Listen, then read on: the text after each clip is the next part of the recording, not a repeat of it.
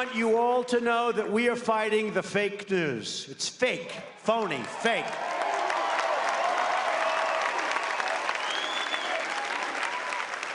A few days ago, I called the fake news the enemy of the people, and they are, because they have no sources. They just make them up when there are none. I'm changing it from fake news, though. Doesn't that undermine... Very fake news. I know, but aren't you... Go ahead. Real news, Mr. President, real news. And you're not related to our new... I am not related, sir, no. I do like the sound of Secretary Acosta, I must say. You know, I looked at that name. I said, wait a minute. Is there any relation there? Alex Acosta. I'm sure you checked that out, sir. No, I checked it. They said, no, sir. I said, do me a favor. Go back and check the family tree. Okay. But aren't you concerned, sir, that you are undermining the people's faith in the First Amendment, freedom of the press in this country, when you call stories you don't like fake news? Why not just say it's a story I don't like?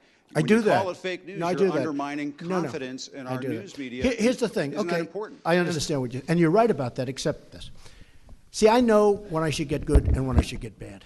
And sometimes I'll say, wow, that's going to be a great story. And I'll get killed. I know what's good and bad. I'd be a pretty good reporter, not as good as you. But I know what's good. I know what's bad. And when they change it and make it really bad, something that should be positive, sometimes something that should be very positive, they'll make okay. They'll even make it negative. So I understand it. So because I'm there, I know what was said, I know who's saying it, I'm there. So it's very important to me. Look, I want to see an honest press. When I started off today by saying that it's so important to the public to get an honest press. The public doesn't believe you people anymore. Now, maybe I had something to do with that. I don't know. But they don't believe you. If you were straight and really told it like it is, as Howard Cosell used to say, right? Of course, he had some questions also. But if you were straight, I would be your biggest booster. I would be your biggest fan in the world, including bad stories about me. But if you go, as an example, you're CNN, I mean, it's story after story after story is bad. I won. And I'm honored by it. Yes, Jim Acosta. Thank you, Mr. President. I wonder if you could comment on this disconnect that we seem to have in this country, where you are presenting information about what's happening at the border, calling it an invasion, talking about women with duct tape over their mouths and so on. And yet there's a lot of reporting out there. There's a lot of crime data out there.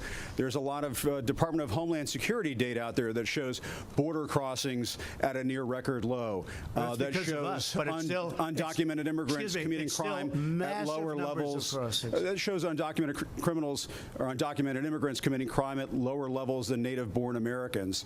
What do you say to you don't really believe that stat? Do you really believe that stat? Take a look at our federal prisons. I believe in facts and statistics and data. Any more quick? Let's go. But let me just ask you this. What do you say to your critics who say that you are creating a national emergency, that you're concocting a national emergency here in order to get your wall because you couldn't get it through other ways? What do you think? Do you think I'm creating something?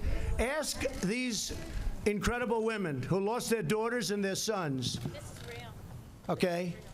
Because your question is a very political question, because you have an agenda. You're CNN. You're fake news. You have an agenda. Thank you, Mr. President. I wanted to challenge you on one of the statements that you made in the tail end of the campaign in the midterms.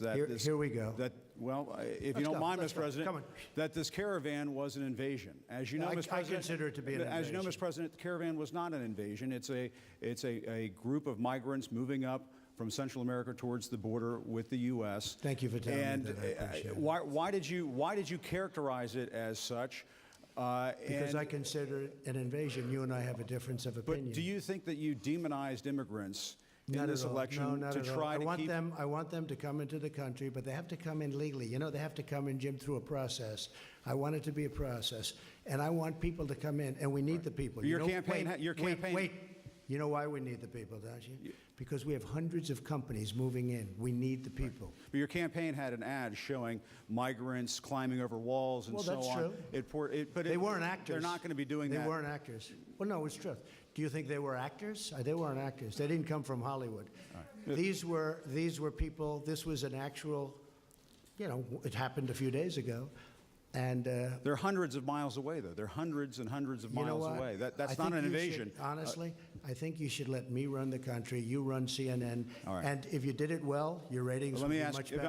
I may Okay, ask that's one other enough. question, Mr. President, if I may ask Peter, one go other ahead. question, are you worried? That's enough. That's enough. Mr. President, That's I was enough. going to ask one of the other folks. That's have had, enough. Pardon me, ma'am. Mr.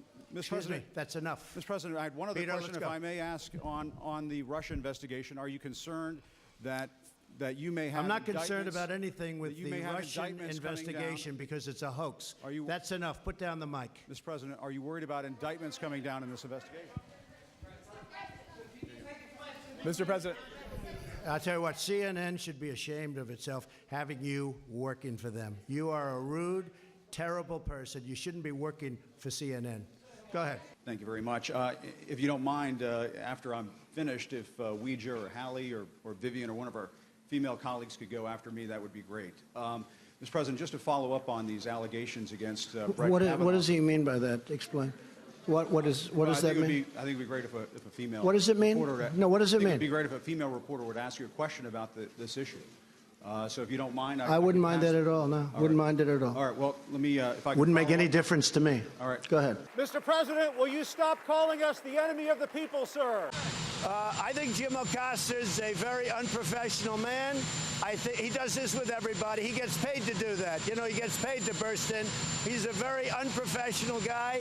Whether it was me or Ronald Reagan or anybody else, he would have done the same thing. Look, I don't think he's a smart person, but he's got a loud voice. And here, wait, David, do you mind if I answer the question? And as far as I'm concerned, I haven't made that decision, but it could be others also. When you're in the White House, this is a very sacred place to me. This is a very special place. You have to treat the White House with respect.